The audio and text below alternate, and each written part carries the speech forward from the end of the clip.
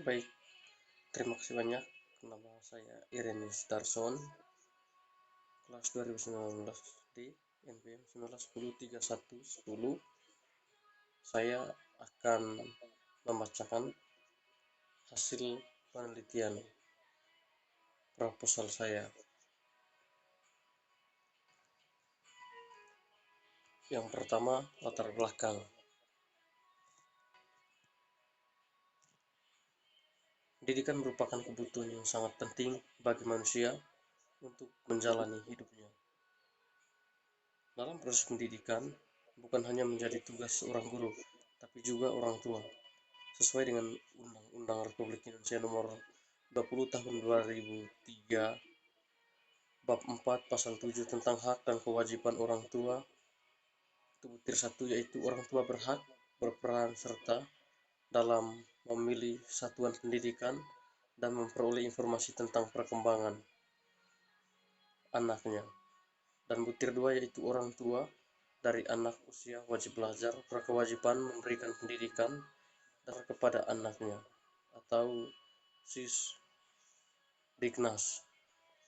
Dengan berlandaskan undang-undang tersebut, maka dapat diketahui hak dan kewajiban orang tua terhadap anaknya, yaitu dengan memberikan bimbingan dan pendidikan yang baik bagi anaknya. Sebagai hasil pemberian bantuan yang diberikan keluarga dan teman kanak-kanak pada masa SD, inilah anak menerima perkembangan yang memutu dirinya dalam menerima pelajaran yang diberikan oleh gurunya. Nah, saya akan mencoba langsung ke rumusan masalahnya.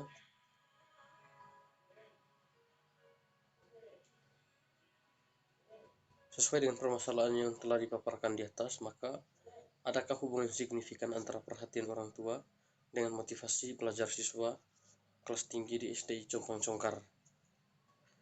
Adapun di sini tujuan penelitiannya itu untuk menganalisis hubungan yang signifikan antara perhatian orang tua terhadap motivasi belajar anak di Sekolah Dasar Impres Congkar. Saya lanjut dengan bab 2,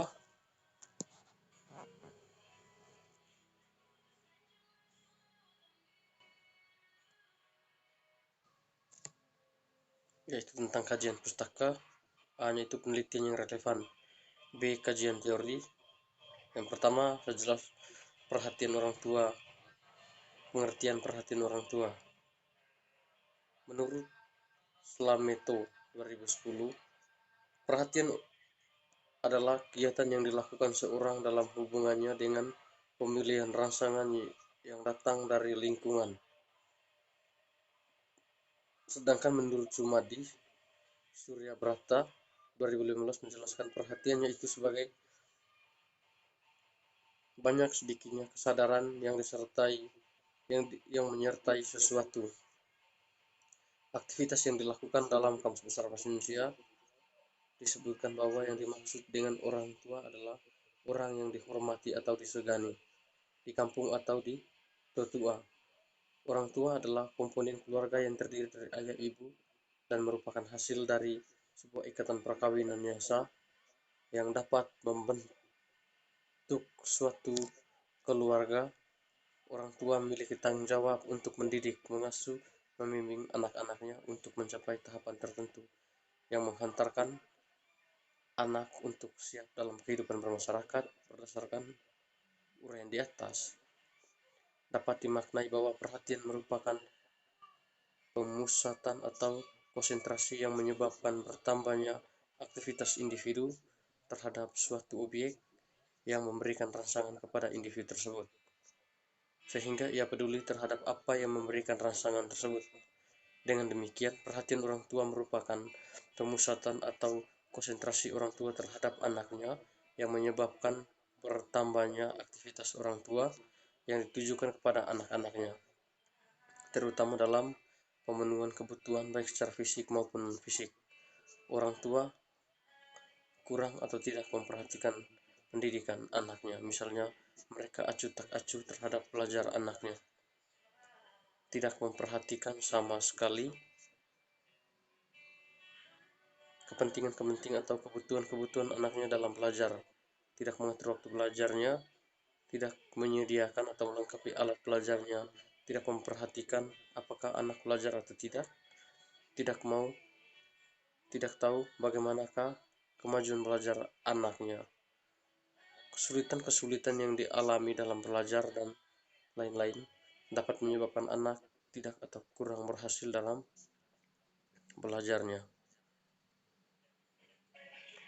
Dari pernyataan di atas yang dikutip dari Salem Stowe, dikembangkan kemudian menjadi penulis sebagai referensi pembentukan indikator, yang mana indikator tersebut akan dijadikan sumber pembuatan instrumen penelitian pada variabel perhatian orang tua. Adapun indikator tersebut sebagai berikut. Yang pertama itu pemberian bimbingan dan nasihat. Yang kedua, pengawasan terhadap pelajar. Yang ketiga, pemberian penghargaan dan hukuman. Yang keempat, pemenuhan kebutuhan belajar. Yang kelima, menciptakan suasana yang tenang dan tentram. Yang keenam, memperhatikan kesehatan. Yang ketujuh, memberikan petunjuk-petunjuk praktis mengenai cara belajar, cara mengatur waktu, disiplin belajar, konsentrasi, dan persiapan menghadapi dalam kaitannya dengan perhatian orang tua. Perhatian tersebut tidak hanya terdiri dari satu macam saja, akan tetapi perhatian tersebut dibagi menjadi beberapa macam lagi. Yang pertama itu jenis perhatian orang tua. Perhatian orang tua dapat digolongkan menjadi beberapa macam seperti yang dikemukakan oleh para ahli menurut Abu Ahmadi 2009. Dapat diperhatikan dan juga dapat dibedakan menjadi beberapa jenis, yaitu perhatian spontan, tidak spontan.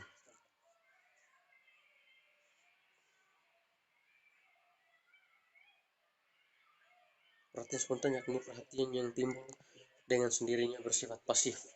Perhatian spontan ini berhubungan erat dengan minat individu terhadap suatu objek. Sedangkan perhatian tidak spontan yakni perhatian yang timbul dengan sengaja.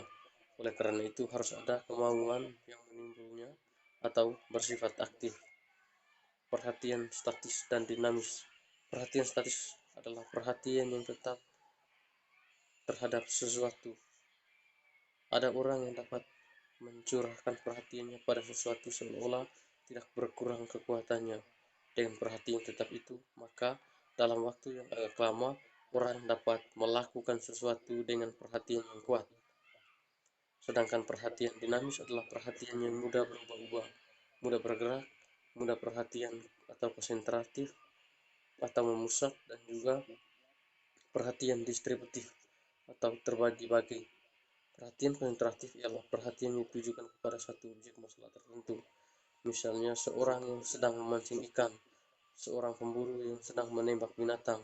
Sedangkan perhatian distributif ialah perhatian yang ditujukan pada beberapa objek pada waktu yang sama. Misalnya seorang sedang mengetik atau seorang sopir yang sedang mengendarai kendaraannya.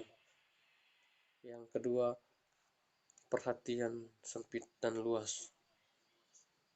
Yang ketiga, perhatian fiktif dan fluktuatif.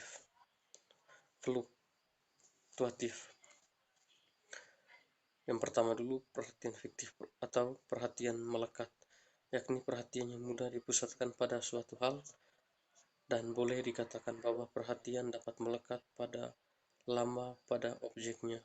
Sedangkan perhatian fluktuatif bergelombang. Orang tipe ini pada umumnya dapat memperhatikan bermacam-macam hal sekaligus, tetapi kebanyakan tidak seksama. Perhatiannya sangat subjektif sehingga yang melekat padanya hanyalah hal-hal yang dirasa penting bagi dirinya saja. Kita lanjut.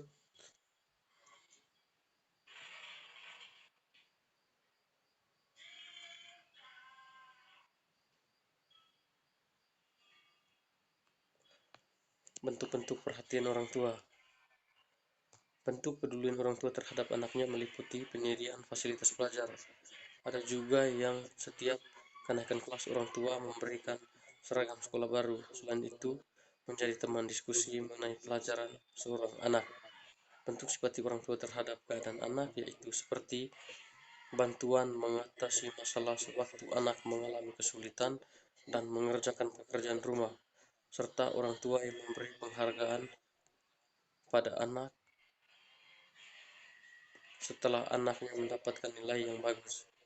Pada saat hasil ulangan anak jelek, orang tua tetap memberi semangat kepada anak agar anak tetap bersemangat dan berusaha supaya yang akan datang nilainya dapat lebih bagus dari yang sudah-sudah. Kita lanjut. Nah, kita lanjut teman-teman. Yang berikut, bantuan mengatur waktu belajar anak. Ya, jadi ini yang merupakan sangat penting agar kita mampu menerapkannya terhadap adik-adik kita karena kita sebagai guru. Soal bantuan mengatur waktu belajar anak. Waktu merupakan sesuatu yang dibutuhkan oleh anak yang sedang belajar. Agar kegiatan belajar dapat berjalan dengan lancar, maka siswa harus bisa menggunakan waktu dengan sebaik mungkin. Berkaitan dengan waktu belajar, menurut Salemto, orang tua dapat berperan membantu mengatur waktu belajar anak dengan cara memperhitungkan waktu setiap hari, merencanakan materi pelajaran yang akan dipelajari dan mempersiapkan waktu yang tepat guna untuk belajar dan hasil yang terbaik. Dalam pengaturan waktu belajar anak, orang tua perlu memperhatikan porsi waktu yang dibutuhkan anak untuk belajar. Salah satunya adalah dengan mempertimbangkan banyaknya materi yang akan dipelajari. Pengaturan belajar setidaknya merupakan alternatif yang baik untuk mengatur waktu belajar anak. Apabila anak tidak belajar sesuai jadwal, maka orang tua harus menanyakannya. Dengan peran serta orang tua dalam mengatur jadwal belajar anak, harapannya kegiatan belajar anak dapat berjalan dengan baik. Di samping itu, orang tua perlu mengawasi atau mendampingi anak pada saat anak belajar, sehingga orang tua dapat mengetahui apakah anaknya benar-benar belajar dengan sungguh-sungguh sehingga prestasi belajar mereka akan lebih baik. Bantuan mengatasi kesulitan anak dalam belajar mengatasi waktu. Kesulitan belajar, orang tua dapat melakukannya dengan cara memberikan keterangan-keterangan yang diperlukan anaknya pada waktu anak menghadapi kesulitan dalam belajar, atau orang tua meminta bantuan orang lain didampingnya mampu memberikan bantuan belajar. Dengan bantuan dari orang tua ini, maka anak akan terlepas dari kesulitan belajarnya, sehingga anak akan lebih nyaman dalam kegiatan belajar mengajarnya.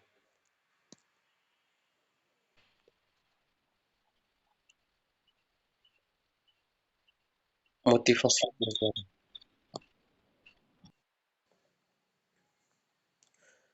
Bantuan memberikan motivasi belajar atau motivasi merupakan hal yang sangat diperlukan bagi kelancaran dan keberhasilan proses belajar anak. Sebagai pendidik yang utama dan pertama bagi anak, orang tua hendaknya mampu memberikan motivasi dan dorongan. Sebab tugas memotivasi belajar anak bukan hanya tanggung jawab guru semata, tapi juga merupakan salah satu tanggung jawab dari orang tua dari anak yang kita didik. Soal motivasi belajar. Satunya itu soal pengertian motivasi belajar. Nah, di sini ada banyak menurut para ahli. Banyak ahli pendidikan yang memberikan batasan tentang motivasi. Menurut Hamsa B. Uno, motivasi belajar adalah dorongan internal dan eksternal pada peserta didik yang sedang belajar untuk mengadakan perubahan tingkah laku pada umumnya, dengan beberapa indikator atau unsur yang mendukung. Hal ini mempunyai peran besar dalam keberhasilan seorang dalam belajar. Indikator motivasi belajar dapat diklasifikasikan sebagai berikut. Yang pertama itu adanya hasrat dan keinginan untuk berhasil. Yang kedua, adanya dorongan dan kebutuhan dalam belajar. Yang ketiga, adanya harapan dan cita-cita masa depan. Yang keempat, adanya penghargaan dalam belajar. Yang kelima, adanya kegiatan yang menarik dalam belajar. Yang keenam, adanya lingkungan belajar yang kondusif sehingga memungkinkan seorang siswa dapat belajar dengan baik.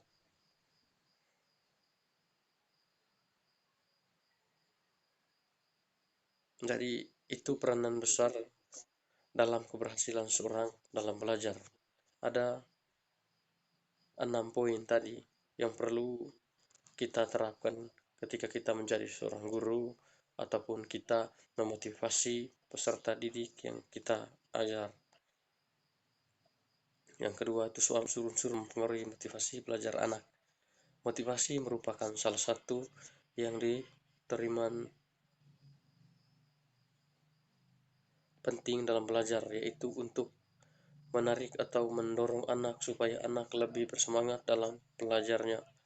Berikut adalah unsur yang sangat penting untuk mempengaruhi motivasi belajar menurut beberapa ahli.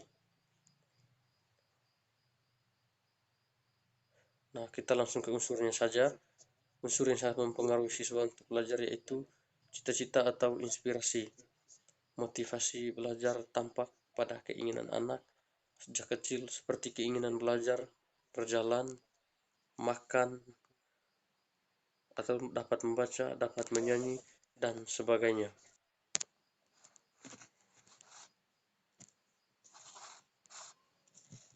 Yang kedua itu kemampuan siswa atau keinginan seseorang anak perlu dibarengi dalam kemampuan atau kecakapan untuk mencapainya. Misalnya keinginan membaca perlu dibarengi dengan kemampuan mengenal dan mengucapkan bunyi huruf-huruf. Kondisi siswa meliputi kondisi jasmani dan rohani.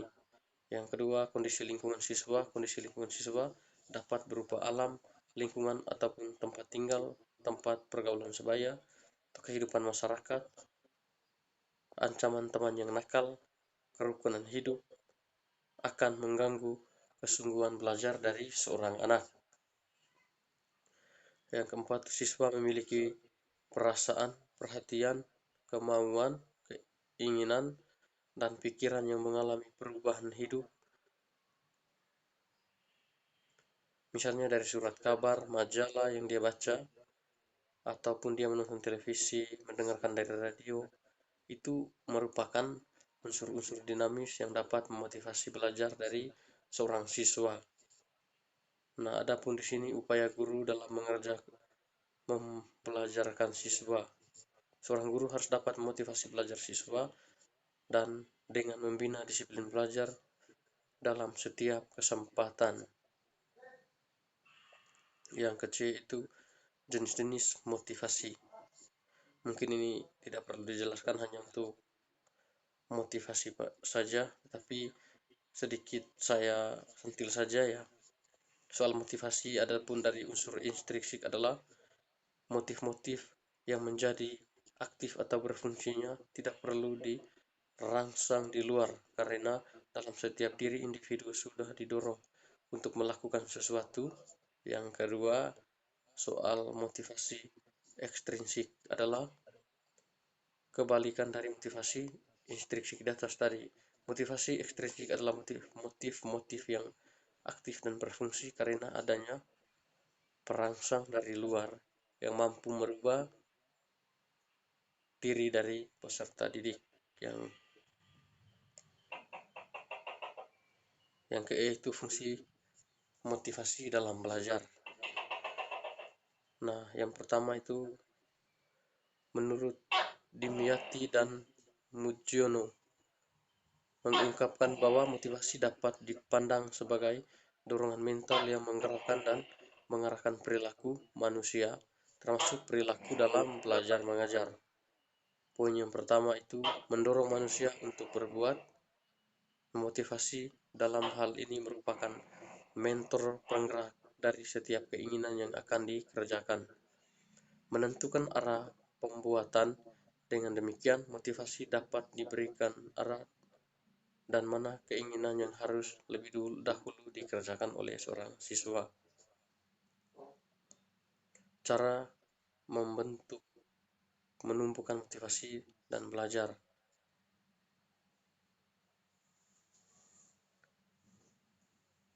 Adapun menurut Saiful Bahri Jamrah mengemukakan bahwa ada beberapa bentuk dan cara untuk menumbuhkan motivasi dan kegiatan belajar siswa sekolah, yaitu sebagai berikut.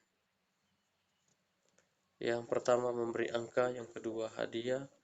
Yang ketiga, saingan atau kompetisi. Yang keempat, menumbuhkan kesadaran kepada siswa agar merasakan pentingnya tugas dan menerimanya sebagai tantangan, sehingga lebih bekerja keras dengan memperlukan dirinya atau kemampuannya. Yang keempat, memberi ulangan. Yang kelima, mengetahui hasil. Yang keenam, ujian. Yang ketujuh itu soal hukuman. Yang kedelapan untuk belajar. Yang kesembilan soal minat. Yang kesepuluh tujuan diakui. Yang ketiga itu karakteristik anak didik SD. Ini semua menurut para ahli. Nah, kita lanjut.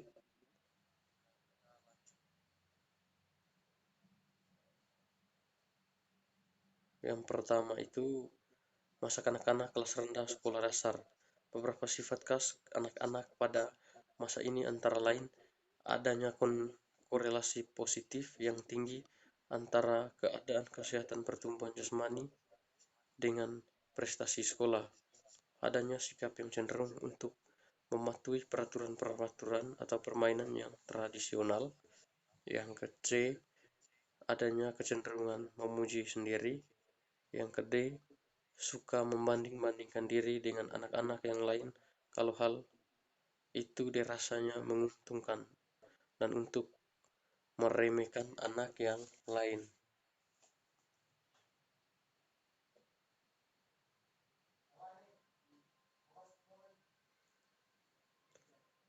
Adapun di sini masa kelas-kelas tinggi sekolah dasar. Beberapa sifat khas anak-anak pada masa ini adalah sebagai berikut. Adanya minat terhadap kehidupan praktis sehari-hari yang konkret. Hal ini menimbulkan adanya kecenderungan untuk membandingkan pekerjaan-pekerjaan yang praktis.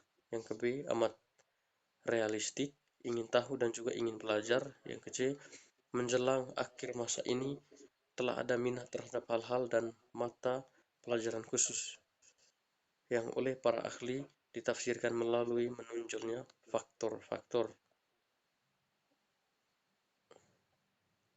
Yang keempat itu ini yang perlu, hubungan antara perhatian orang tua dengan memotivasi belajar dari seorang anak. Adanya perhatian yang baik dari orang tua terhadap anaknya akan dapat memicu siswa untuk lebih giat belajar.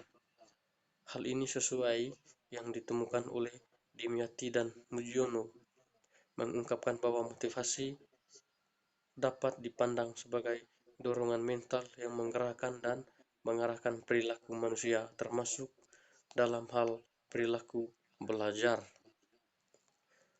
Yang ke-C itu soal kerangka berpikir. Adapun di sini bab 3-nya soal metodologi penelitian, jenis dan desain penelitian. Nah, penelitian ini menggunakan pendekatan kuantitatif karena menggunakan instrumen penelitian yang bersifat statistik untuk menguji hipotesis. Hal ini senada dengan pendapat Sugiono bahwa metode kuantitatif merupakan metode penelitian yang berlandaskan pada sifat positivisme, yang mana digunakan untuk meneliti dan populasi atau sampel tertentu. Teknik pengambilan sampel pada umumnya dilakukan secara random, pengumpulan dan menggunakan instrumen penelitian analitis data bersifat kuantitatif statistik dengan tujuan untuk menguji hipotesis yang telah ditetapkan. Adapun paradigma penelitian. Paradigma penelitian adalah pola pikir yang menunjukkan hubungan antara variabel yang akan diteliti sekaligus mencerminkan jenis-jenis dan jumlah rumusan masalah yang wajib melalui penelitian. Teori yang digunakan untuk merumuskan hipotesis, jenis dan jumlah hipotesis dan teknik analisis statistik yang akan digunakan. Adapun subjek penelitian, lokasi, waktu, dan penelitian. Subjek penelitian subjek penelitian ini adalah siswa kelas tinggi SD Negeri Kecamatan Temanggung, Kota Temanggung. Yang kedua, lokasi penelitian ini dilaksanakan di SD Negeri yang di Kecamatan Temanggung, Kota Temanggung. Ketiga, SD negeri tersebut adalah sebagai berikut: daftar sekolah, dasar, dan alamat tempat pengambilan data nama sekolah. Namun pengambilan data ini saya menonton melalui YouTube. Nah, yang pertama itu SDN Kowongan, Jalan Stadion Bumi Pala, nomor 13A, Kovangan, Kecamatan Temanggung. Yang kedua SDN Maudereso, Jalan Projo Mauderoso Temanggung. SD Guntur DS, Guntur Kecamatan Temanggung. Yang ketiga soal waktu penelitian, ini dilaksanakan pada bulan Mei sampai Juni di dalam YouTube-nya. Populasi sampel teknik samping dan populasi penelitian. Populasi penelitian adalah wilayah generalisasi yang meliputi objek subjek yang mempunyai kualitas dan karakteristik tertentu yang ditetapkan peneliti untuk mempelajari kemudian ditarik kesimpulannya. Yang keempat, sampel penelitian. Sampel penelitian adalah bagian dari jumlah dan karakteristik yang dimiliki populasi. Dalam penelitian ini, untuk menentukan ukuran sampel dengan menggunakan acuan dan musfikon yang menyatakan bahwa pengambilan sampel disesuaikan dengan besar populasi, yaitu berkisar antara 20-30% dari total jumlah populasi. Hal ini didukung juga oleh pendapat dari Darmawan menyatakan bahwa jika ukuran populasinya sekitar 100, sampelnya paling sedikit 30%. Dalam penelitian ini, dengan populasi sejumlah 260 siswa dan akan diambil simbol 40% dari jumlah populasi yang akan dijadikan sebagai sampel dari penelitian. Nah, 3.4.3 itu soal teknik sampling. Nah, adapun 3.4 ini teknik sampling ini tadi, teknik sampling digunakan dalam penelitian ini adalah proporsional random sampling. Jadi jumlah anggota sampel yang diambil dari setiap subpopulasi berproporsi sama.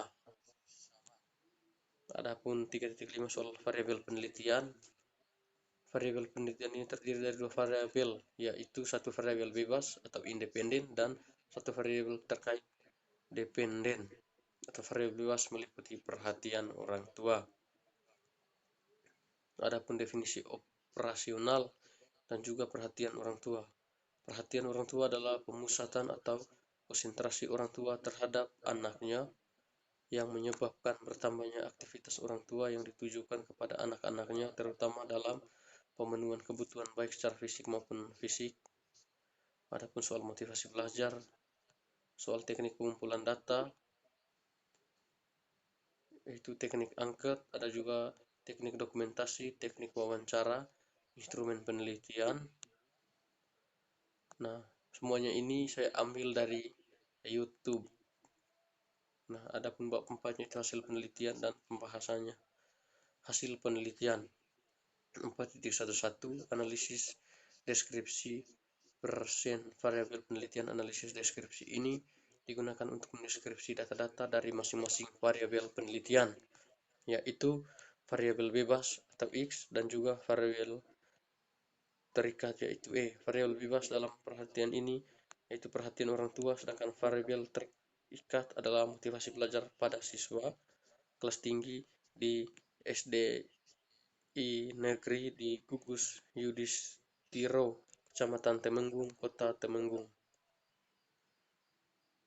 Yang keempat, deskripsi data perhatian orang tua. Perhatian orang tua merupakan pemusatan atau konsentrasi orang tua terhadap anaknya yang menyebabkan bertambahnya aktivitas orang tua yang ditujukan kepada anak-anaknya, terutama dalam pemenuhan kebutuhan baik secara fisik maupun non-fisik. Untuk yang ke-4.2 soal pembahasan, penelitian ini merupakan penelitian jenis korelasi yang bertujuan untuk menguji hubungan antara variabel perhatian orang tua dengan memotivasi belajar siswa kelas tinggi di Sekolah Dasar Negeri Gugus Yudhistiro, Kecamatan Temanggung, Kota Temanggung.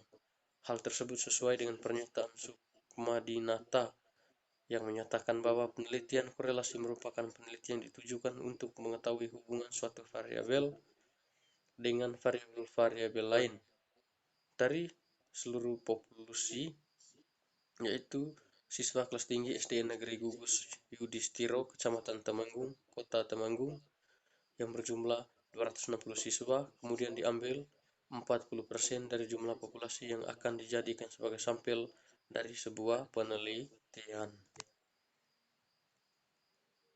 Adapun deskripsi hasil analisis perhatian orang tua adalah pemusatan atau konsentrasi orang tua terhadap anaknya yang menyebabnya bertambahnya aktivitas orang tua yang ditujukan kepada anaknya, terutama dalam hal pemenuhan kebutuhan baik secara fisik maupun soal non-fisik.